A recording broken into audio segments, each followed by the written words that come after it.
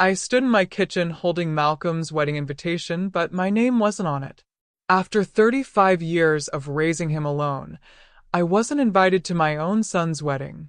The envelope was thick, expensive, with gold lettering that probably cost more than my monthly rent.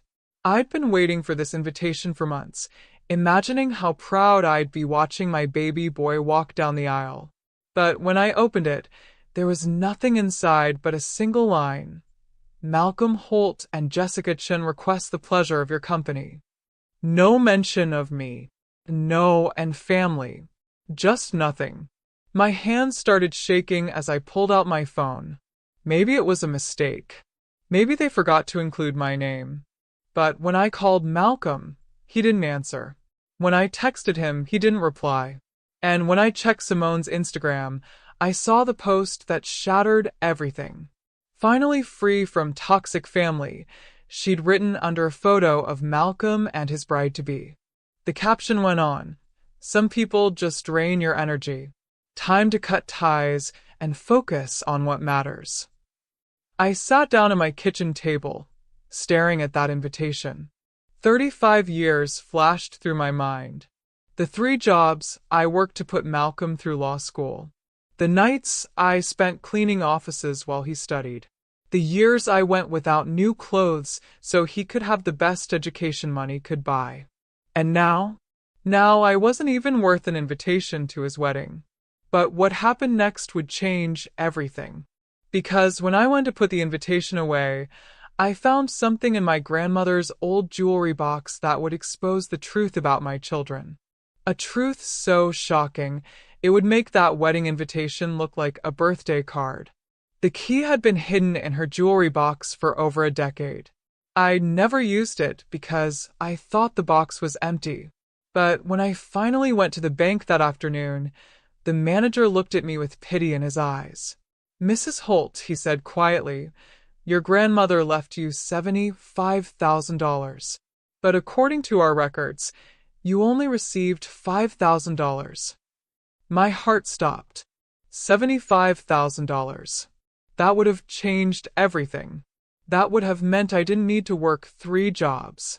That would have meant I could have had a real life instead of just surviving. The bank manager pulled out the original will and the withdrawal forms. My hands shook as I read them. Malcolm had signed as my legal representative when I was recovering from my first stroke. Simone had forged my signature on the transfer papers. Daryl had convinced me the money was just a small inheritance that I should be grateful for. But the real shock came when I saw the dates. They'd been stealing from me for 3 years. 3 years of watching me struggle while they lived comfortably on my grandmother's money. Malcolm used $30,000 for his law school tuition. Simone took $25,000 for her influencer equipment, cameras, lighting, designer clothes. Daryl stole $20,000 for his business venture that never went anywhere. And me, I got $5,000 and a pat on the head. But when I called Malcolm to confront him, his response would make me realize I'd been wrong about everything. Because he didn't deny it. He didn't apologize. He just said 3 words that would haunt me forever. Get over it. I accidentally recorded a phone call between my children, and what I heard made me realize they never loved me at all. It happened when I was trying to call Daryl for the 100th time. My phone was acting up, and somehow it started recording instead of dialing. I was about to hang up when I heard voices. Malcolm's voice. Simone's voice. Daryl's voice. All 3 of them talking about me. "Look, we need to stick to the plan," Malcolm was saying. "She's getting too needy. Calling all the time, asking for help. It's embarrassing." "I know, right?" Simone laughed. "She's ruining my image. People are asking why I don't visit my mom. I had to block her on everything." Daryl's voice was quieter, but I could hear the guilt. "Maybe we should help her a little. She did raise us alone." "Are you kidding?" Malcolm snapped. "She's just a burden now. Let the shelter deal with her. We have our own lives to live." The recording went on for 20 minutes. 20 minutes of my children plotting how to cut me out completely. 20 minutes of them laughing about my struggles. 20 minutes of them treating me like a problem they'd solved. But the worst part? The part that made me cry in that bank parking lot? When Simone said, I never wanted her around anyway. She was always too needy, always wanting attention, always making everything about her problems. That's when I realized the truth. They didn't just abandon me when I got sick. They never wanted me in the first place. But what I didn't know was that Malcolm had been planning this for years. And when I showed up at his law office the next day, I wasn't prepared for what I'd discover. Because he wasn't just a thief. He was something much worse. The building was massive, all glass and steel, with Malcolm's name in gold letters on the front. I'd never been inside before. He'd always made excuses about why I couldn't visit. Now I knew why. The receptionist looked at me with suspicion when I said I was Malcolm's mother. Mrs. Holt, she asked, checking her computer. I don't see you on his approved visitor list. That's when his secretary, a young woman named Lisa, came over. She looked nervous, like she'd been waiting for me. Mrs. Holt, she whispered, I need to talk to you. In private. She led me to a conference room and closed the door. Your son has been bragging about cutting you off for months, she said.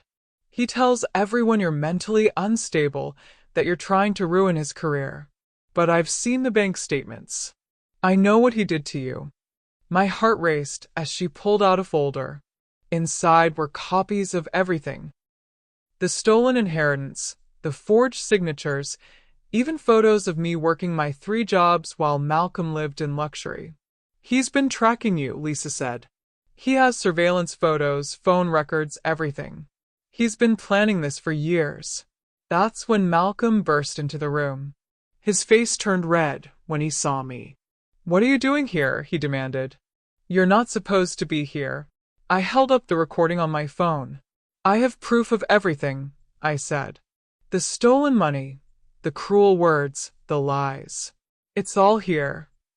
Malcolm lunged for my phone, but Lisa stepped between us. Don't you dare, she said. I've been documenting everything. You're not getting away with this. But when Malcolm called security to have me removed, I wasn't prepared for what happened next. Because the security guard who arrived wasn't there to escort me out. He was there to arrest Malcolm. Daryl showed up at the shelter sobbing, but his confession would destroy everything I thought I knew about my family. It was midnight when he knocked on the shelter door. I'd been there for 3 weeks, trying to rebuild my life with nothing but the clothes on my back. When I saw him standing there, tears streaming down his face, I thought maybe he'd finally come to his senses. Mom, he choked out, I can't do this anymore. I can't pretend you don't exist. He collapsed into a chair in the common area, and that's when the other women started gathering around. They'd heard my story, seen my pain. Now they wanted to hear what Daryl had to say. Malcolm made me do it, he sobbed.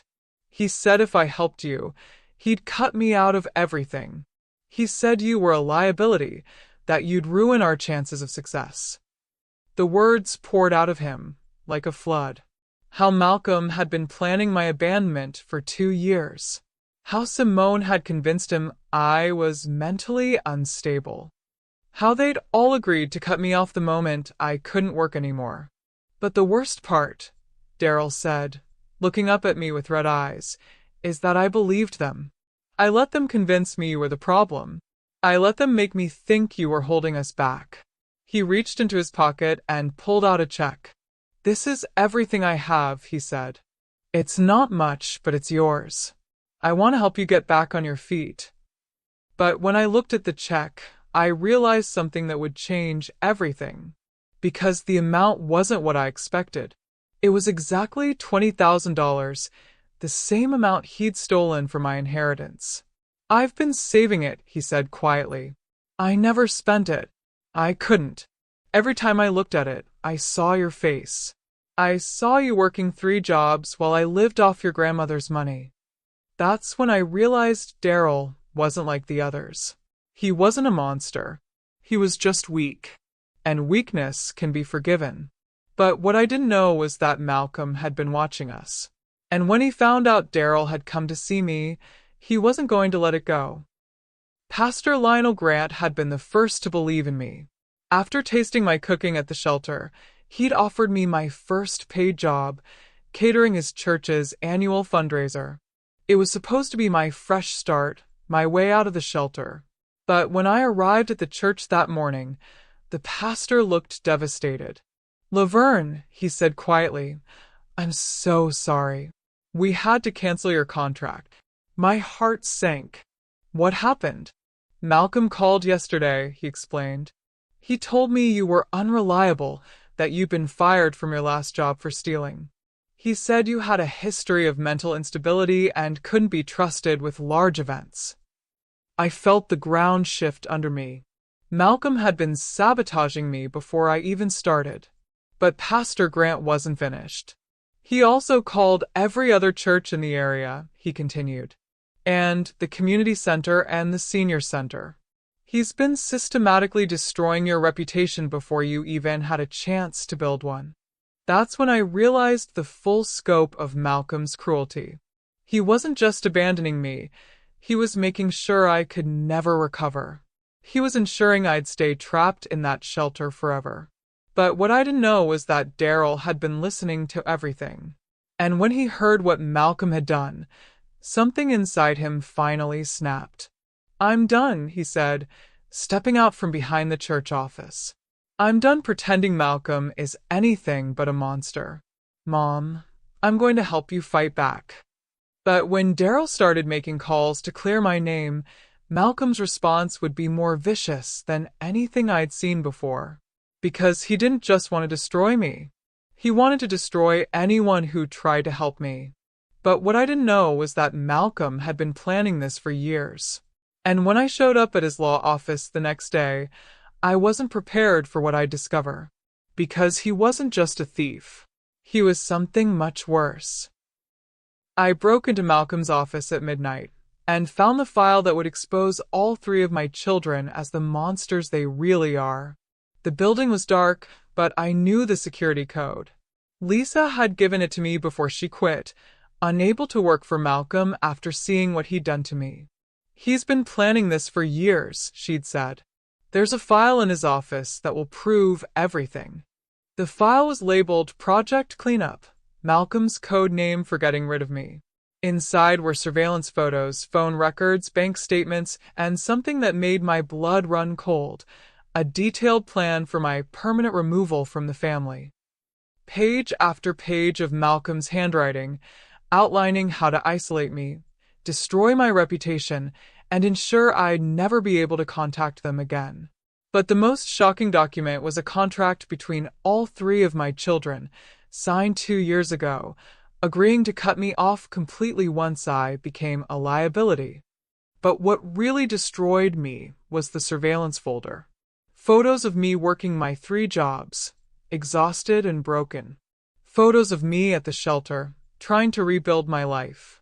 Photos of me crying alone in my room. Malcolm had been watching me, documenting my pain, treating my suffering like some kind of research project. And then I found the bank statements.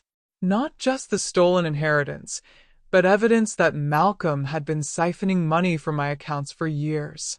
Small amounts, just enough to go unnoticed, but it added up to thousands of dollars. But the final document was the one that would change everything. A life insurance policy Malcolm had taken out on me, with himself as the beneficiary.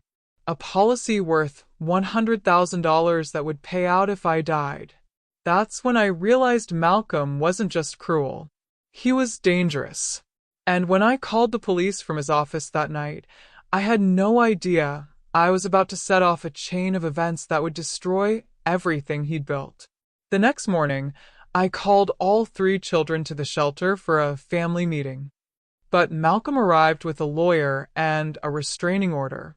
The shelter's common room was packed. Every woman who'd heard my story wanted to witness what happened next. When Malcolm walked in with his expensive suit and arrogant smirk, the room went silent. "Mother," he said coldly, "I'm here to serve you with a restraining order. You're not allowed to contact me, Simone, or Daryl ever again." His lawyer, a slick man in a designer suit, handed me the papers. "Mrs. Holt, you've been harassing my client and his siblings. This order will protect them from your continued attempts to disrupt their lives."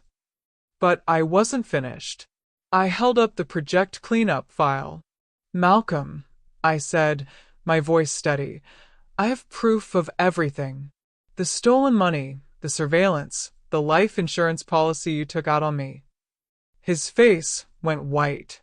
"That's not possible. That file was locked in my office." "Lisa gave me the key," I said. "She quit because she couldn't work for a monster anymore." That's when Simone burst through the door, her phone recording everything. "This is going viral," she announced. "People need to see what a toxic mother looks like." But when I played the recording of their conversation, the one where they plotted to abandon me, Simone's phone dropped to the floor. The room erupted in gasps as my children's cruel words echoed through the shelter. "You said I was a burden," I continued, looking directly at Malcolm. "You said you were embarrassed by me. You said you wished I'd never existed." Malcolm tried to grab the recording, but Daryl stepped forward. "No," he said firmly. "I'm done. I'm done pretending you're anything but a monster." That's when Malcolm's lawyer started backing toward the door. "I didn't know about any of this," he stammered. "I was told you were mentally unstable, that you were harassing your children. But when the police arrived, they weren't there for me. They were there for Malcolm." The police handcuffed Malcolm in front of everyone, but the charges weren't what anyone expected. "Malcolm Holt," the officer announced, "you're under arrest for elder abuse, financial exploitation, and fraud. You have the right to remain silent." The room exploded in shock. Malcolm's lawyer dropped his briefcase. Simone started screaming. Daryl just stood there, tears streaming down his face. "What are you talking about?" Malcolm demanded. "I haven't done anything wrong." The officer held up the project cleanup file. "We have evidence of systematic abuse, financial theft, and a life insurance policy taken out on your mother without her knowledge.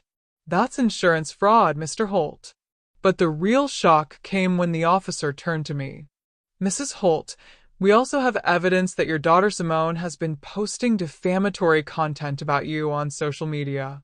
We're charging her with cyberbullying and harassment." Simone's face went pale. "You can't arrest me for posting on social media." "Actually, we can," the officer replied. "When you post lies about someone with the intent to harm their reputation, that's a crime. And we have proof that you knew your mother was innocent." That's when Daryl stepped forward. "I want to make a statement," he said. "I want to testify against my brother and sister. I want to help my mother get justice." The room erupted in applause. Women who'd been abandoned by their own children were cheering for Daryl, for me, for the chance that maybe justice was possible. But when the police led Malcolm away in handcuffs, I realized something that would change everything. Because this wasn't just about me anymore.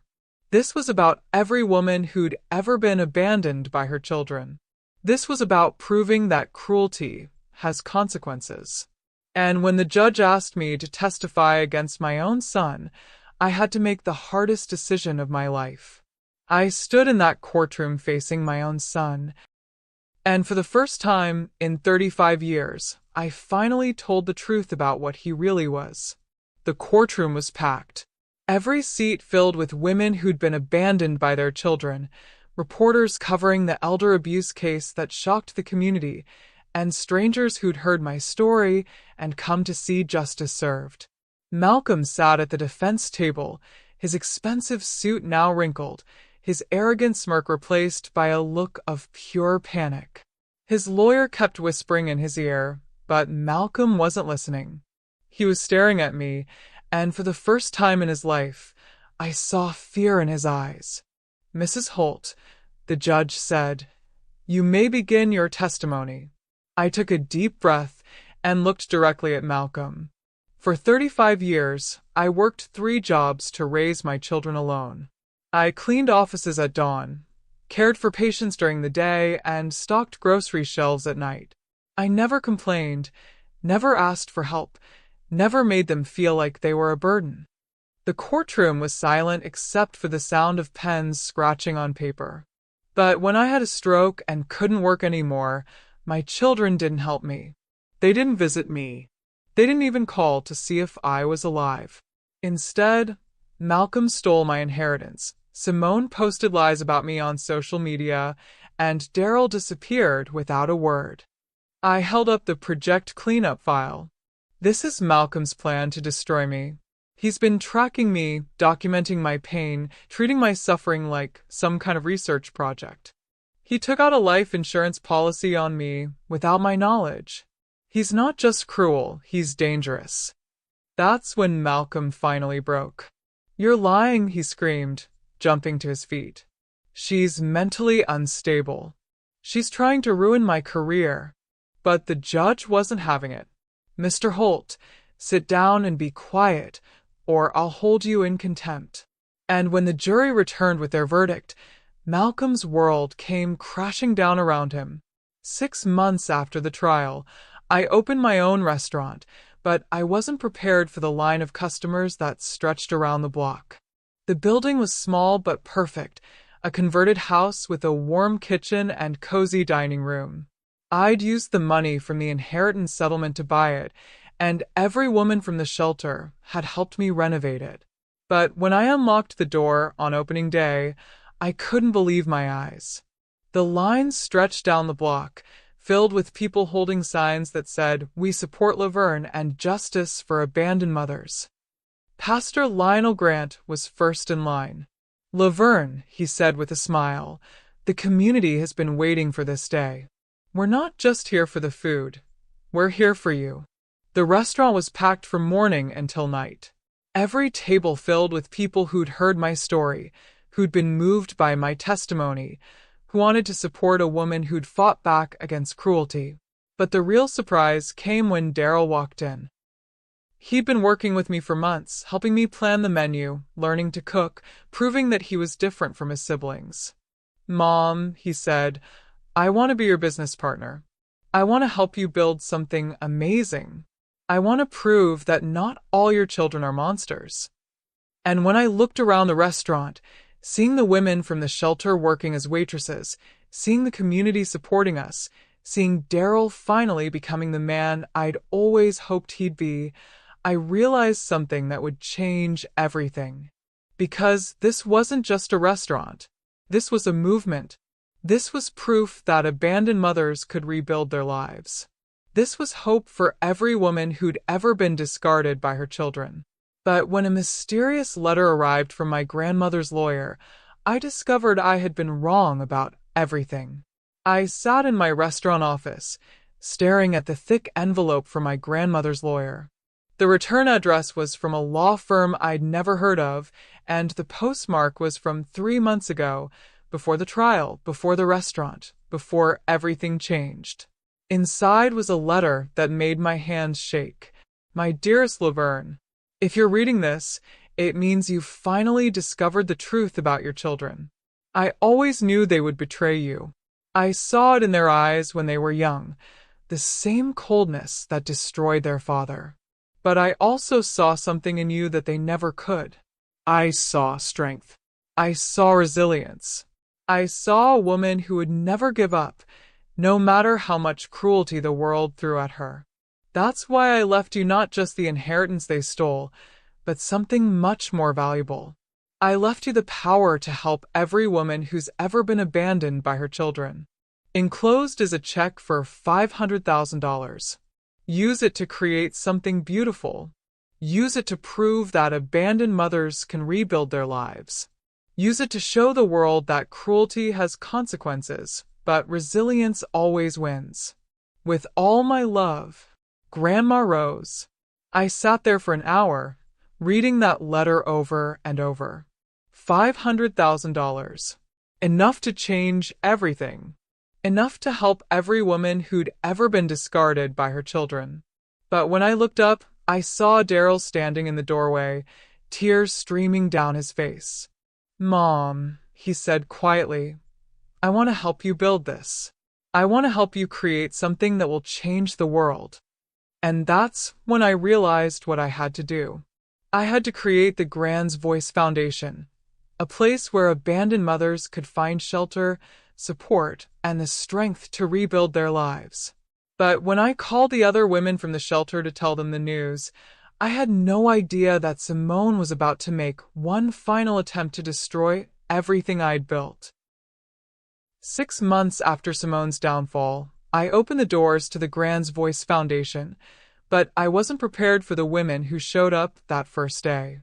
The building was massive, a converted warehouse that Daryl and I had transformed into a sanctuary. Dormitories for abandoned mothers, a commercial kitchen for job training, counseling offices, and a community center where women could rebuild their lives together. But when I unlocked the doors that morning, I expected maybe 10 or 15 women. Instead, there were over 50. Women of all ages, all backgrounds, all carrying the same pain I'd once carried. "I heard your story on the news," said a woman named Patricia, holding her 2-year-old grandson. "My daughter abandoned me when I got cancer. She said I was too expensive to keep alive." "I saw your testimony in court," added another woman, Maria, who'd been left homeless by her son. "You gave me hope that maybe justice was possible." That's when I realized the true scope of what we were dealing with. This wasn't just about me anymore. This was about thousands of women across the country who'd been discarded by their children. But the real shock came when Malcolm's former secretary, Lisa, walked through the door. "I quit my job at the law firm," she announced. "I want to work here. I want to help women fight back against their abusive children." And when Pastor Lionel Gran arrived with a check for $25,000 from his congregation, I knew we were building something that would change the world. But what I didn't know was that Malcolm had been released from prison early, and he was planning his revenge. Simone showed up at my restaurant with a camera crew, but she wasn't prepared for what happened when the truth finally came out. It was a Tuesday morning, and the restaurant was packed with our regular customers. When Simone burst through the door with her expensive camera equipment and fake smile, everyone stopped eating. "Mom," she announced loudly, "I'm here to make things right. I want to apologize for everything. I want to show the world that families can heal." But I wasn't fooled. I'd seen this act before. Simone only cared about her image, about her followers, about making herself look good. She didn't care about me. "Simone," I said calmly, "you're not here to apologize. You're here because your sponsors dropped you after the trial. You're here because you need money. You're here because you think I'll forgive you and give you access to the foundation." Her face went red. "That's not true. I love you, Mom. I always have." But that's when Daryl stepped forward. "No, you don't," he said firmly. "You never did. You used Mom for money, you abandoned her when she got sick, and you tried to destroy her reputation. You're not here to make things right. You're here to save your career." The restaurant erupted in applause. Every customer was on their feet, cheering for Daryl, for me, for the truth finally being spoken. Simone tried to leave, but the camera crew had already started filming. They'd captured everything: her fake apology, her lies, her attempt to manipulate me one last time. And when that footage went viral, Simone's career was over. Her sponsors dropped her, her followers abandoned her, and she ended up in the same shelter where I'd once lived. But when I visited her there, I didn't gloat. I didn't celebrate her downfall. I simply said 3 words that would change everything. "I forgive you." Malcolm showed up at the foundation with a lawsuit, but He wasn't prepared for what happened when the truth finally came out. It was a Friday afternoon, and the foundation was bustling with activity. Women were learning to cook, others were attending counseling sessions, and a group was planning a fundraiser for abandoned mothers across the state.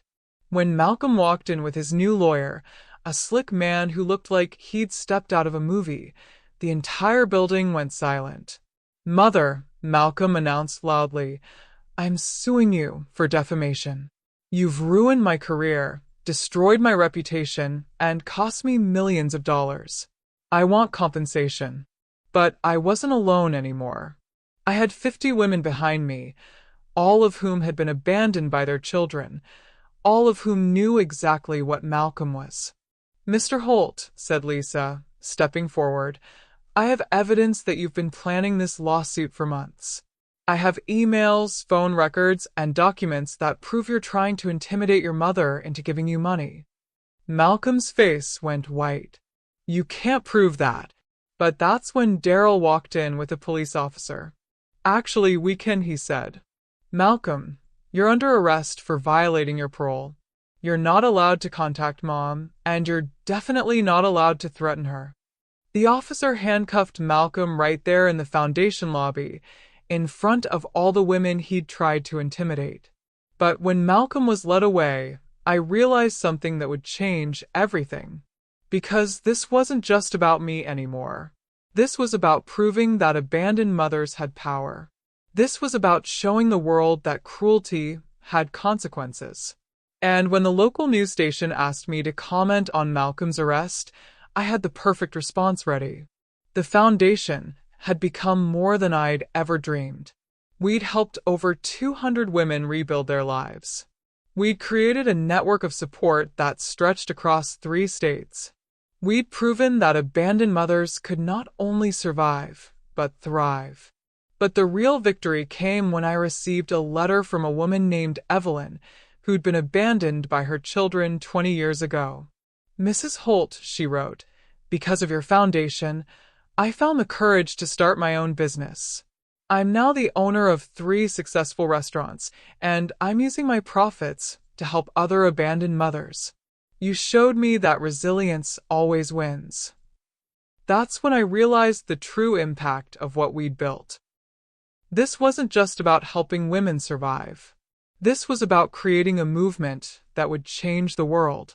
But when I looked at the foundation's success, I knew there was one more thing I had to do.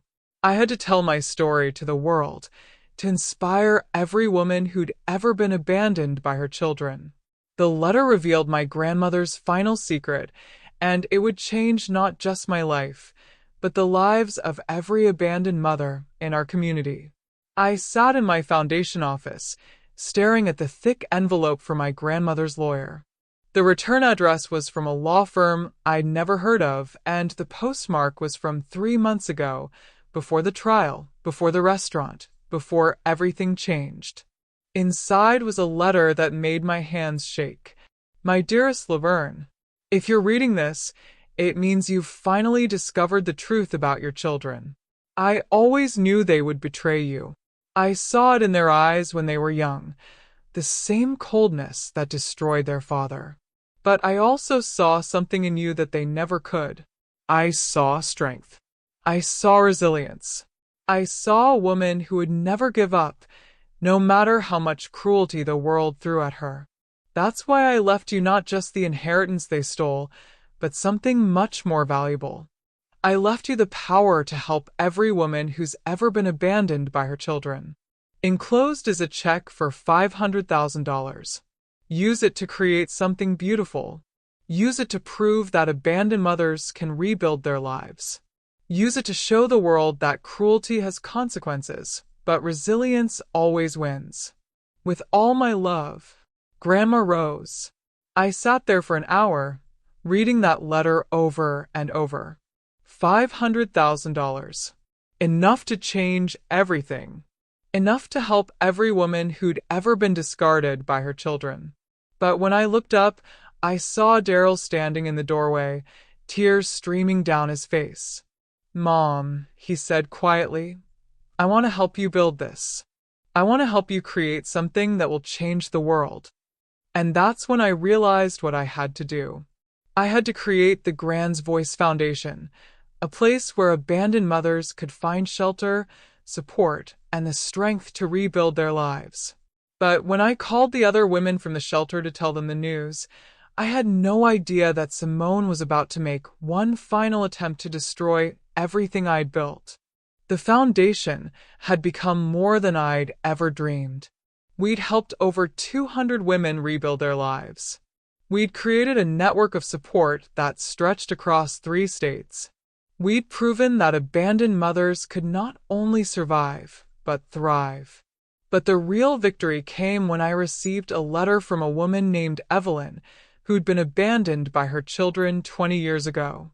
"Mrs. Holt," she wrote, "because of your foundation, I found the courage to start my own business.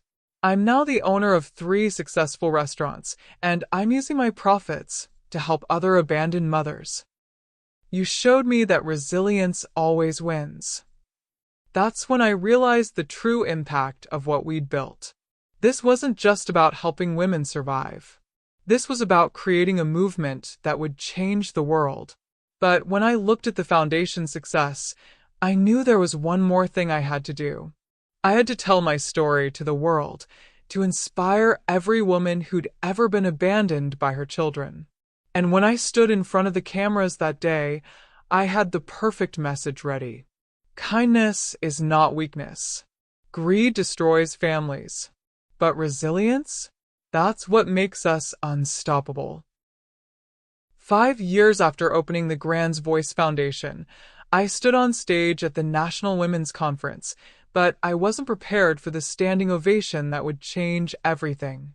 The auditorium was packed with over 10,000 women, all of whom had heard my story, all of whom had been inspired by my fight against my children's cruelty. When I walked onto that stage, the applause was deafening.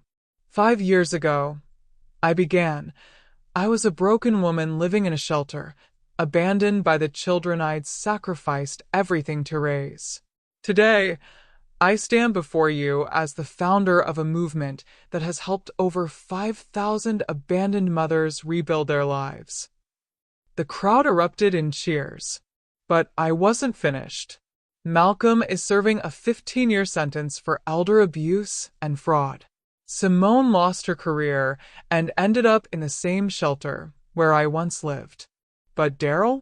Daryl became my business partner and the director of our foundation. He proved that redemption is possible, that not all children are monsters. That's when I saw Daryl in the front row, tears streaming down his face. He'd been by my side through everything, proving that love and loyalty could overcome even the deepest betrayal. But the real victory, I continued, isn't just my story. It's the stories of every woman we've helped. It's the restaurants they've opened, the businesses they've built, the lives they've rebuilt.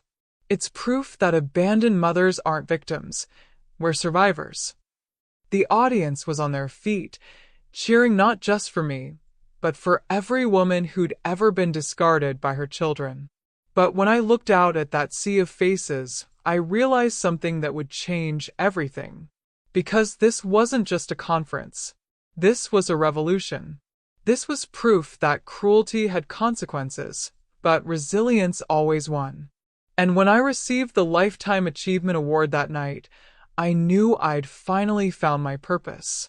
Not just to survive, but to thrive. Not just to rebuild my own life, but to help every woman who'd ever been abandoned by her children. 10 years after my children abandoned me, I received a phone call that would change everything, but I wasn't prepared for who was on the other end of the line. "Mrs. Holt," the voice said, "this is Warden Johnson from the state prison. Malcolm Holt has requested to speak with you. He says it's urgent." My heart raced. I hadn't spoken to Malcolm in years. Not since the trial. I'd moved on with my life, built my foundation, helped thousands of women. But part of me still wondered what he had to say. When I arrived at the prison, Malcolm looked different. The arrogant smirk was gone, replaced by something I'd never seen before: humility. "Mom," he said quietly, "I need to tell you something. Something I should have said years ago." He took a deep breath. "I was wrong. About everything. I was cruel. I was selfish. I was a monster. But the worst part is that I knew it. I knew I was destroying you, and I did it anyway." The words hung in the air between us. For the first time in his life, Malcolm was taking responsibility for his actions. "I've been thinking about what you said in court," he continued. "About how you worked 3 jobs to raise us, about how you never complained, about how you gave us everything. And I realized something: you didn't just raise us. You loved us. Unconditionally." Tears streamed down his face. "I don't expect you to forgive me. I don't expect you to ever trust me again. But I want you to know that I'm sorry. I'm sorry for stealing your inheritance. I'm sorry for abandoning you. I'm sorry for being the monster you never deserved." But when I looked at him, I didn't see the cruel lawyer who destroyed my life. I saw the little boy who'd once crawled into my bed during thunderstorms, who'd once brought me flowers on Mother's Day, who'd once been my pride and joy. "I forgive you," I said quietly. "Not because you deserve it, but because I deserve peace. And holding on to anger only hurts me." That's when Malcolm broke down completely. "I love you, Mom," he sobbed. "I always did. I was just too selfish to show it. But when I left that prison, I realized something that would change everything. Because forgiveness wasn't about Malcolm. It was about me. It was about choosing peace over pain, love over hate, healing over hurt. And when I got home that night, I knew I'd finally found the closure I'd been searching for. 15 years after my children abandoned me, I stood in the Foundation's new headquarters. But I wasn't prepared for the plaque that would change everything. The building was massive, a 5-story complex that housed not just our foundation, but a restaurant, a counseling center, a job training facility, and apartments for abandoned mothers. It was everything I dreamed of and more. But when I walked into the lobby, I saw something that made me stop in my tracks. A bronze plaque on the wall that read, "In honor of Laverne Holt, who proved that resilience always wins." Underneath was a quote: "Kindness is not weakness. Greed destroys families. But resilience? That's what makes us unstoppable." That's when I realized the true impact of my story. This wasn't just about me anymore. This was about every woman who'd ever been abandoned by her children. This was about proving that cruelty had consequences, but love always won. The Foundation had grown beyond my wildest dreams. We'd helped over 20,000 women rebuild their lives. We'd created a network of support that stretched across the entire country. We'd proven that abandoned mothers weren't victims. We were warriors. But the real victory came when I received a letter from a young woman named Jasmine, who'd been abandoned by her mother when she was just 16. "Mrs. Holt," she wrote, "because of your foundation, I found the courage to forgive my mother. I'm now a counselor here, helping other abandoned children heal. You showed me that love always wins." That's when I realized the full circle of my story. It wasn't just about abandoned mothers. It was about breaking the cycle of cruelty, about teaching the next generation that love was stronger than hate. And when I looked at the Foundation's success, I knew there was one more thing I had to do. I had to tell my story to the world, to inspire every woman who'd ever been abandoned by her children. But when I stood in front of the cameras that day, I had a different message ready. My children abandoned me, but they couldn't destroy me. They stole my inheritance, but they couldn't steal my dignity. They tried to break me, but they only made me stronger. The audience was silent, hanging on every word. To every woman who's ever been abandoned by her children, I continued, "Know this. You are not alone. You are not broken. You are not a burden. You are a warrior, a survivor, a force to be reckoned with. And no matter how much cruelty the world throws at you, remember this: resilience always wins. And when the applause finally died down, I knew I'd found my purpose. Not just to survive, but to thrive. Not just to rebuild my own life, but to help every woman who'd ever been abandoned by her children. Because kindness is not weakness. Greed destroys families. But resilience? That's what makes us unstoppable.